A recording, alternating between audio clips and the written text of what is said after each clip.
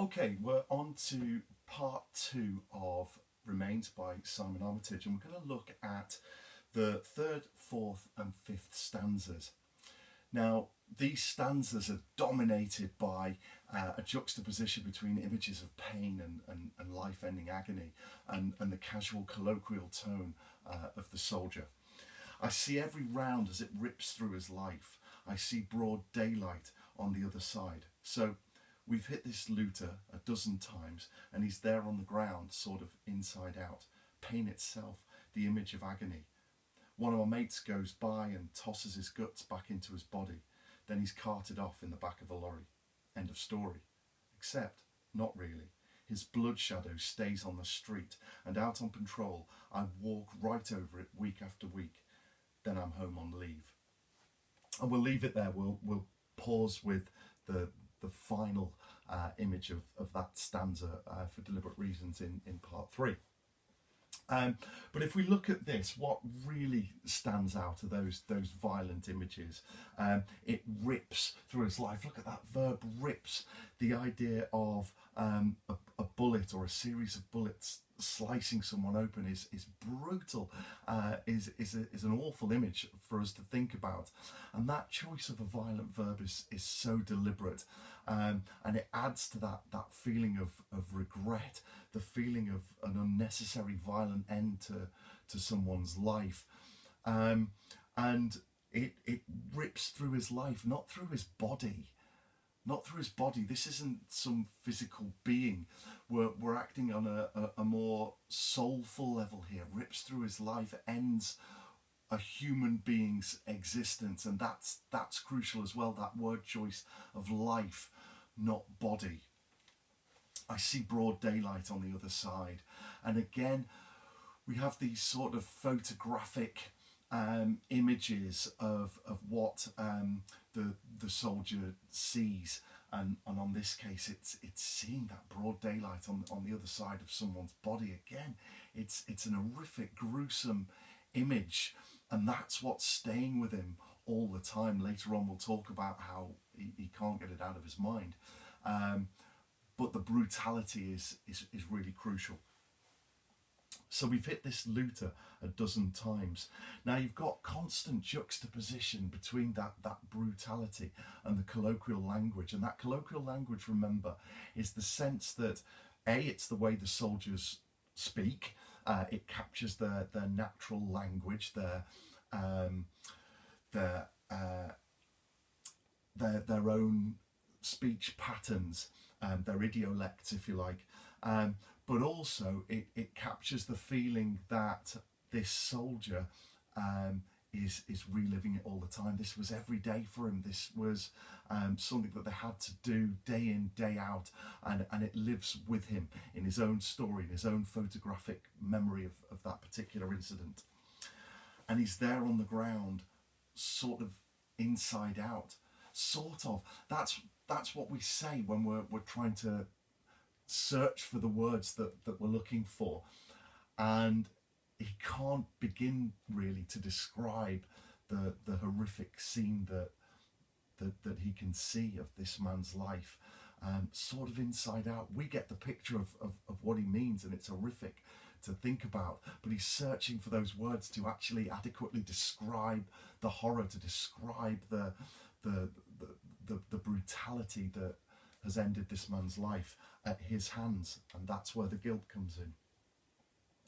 So we've hit this looter a dozen times, and he's there on the ground, sort of inside out. Pain itself, the image of agony. So this man's sort of become a symbol for pain and agony. If the soldier spends any time thinking, how do I describe agony? How do I describe pain? Well, that was it. So they've not ended his life instantly.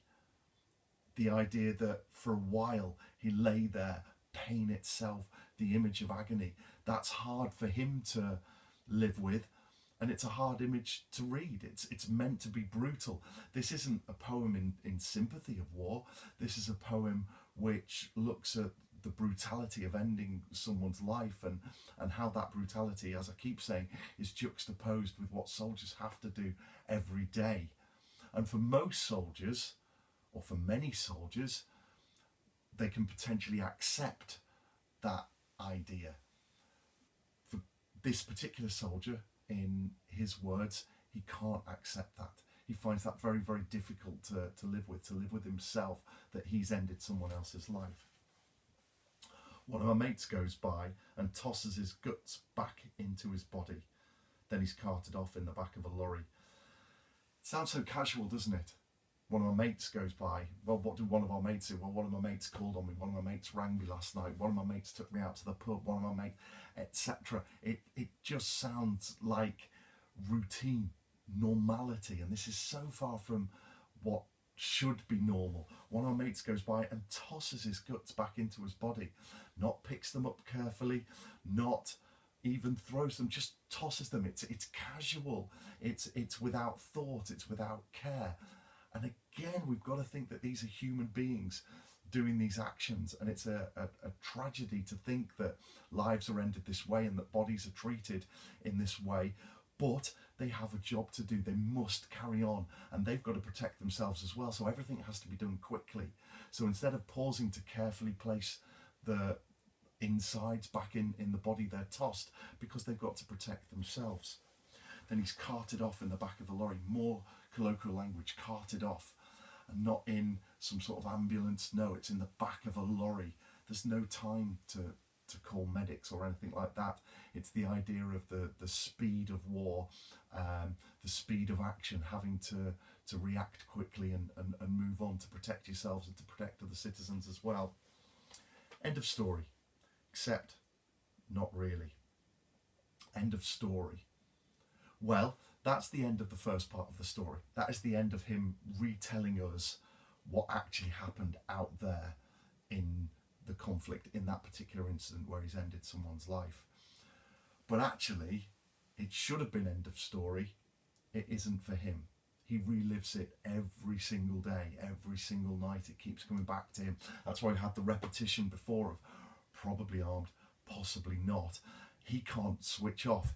End of story also, to me, suggests how perhaps the army are expected to deal with incidents like this. I presume it's changed for the better now, and that there's more care for those soldiers who come back with traumatic stress.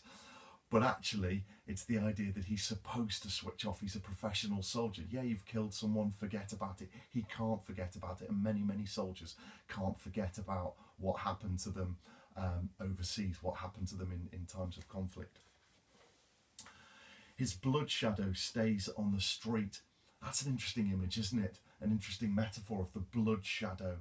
So it's as if the outline of this man's body lays on the ground, but instead of being covered in chalk like we might imagine a murder victim, we see it in blood.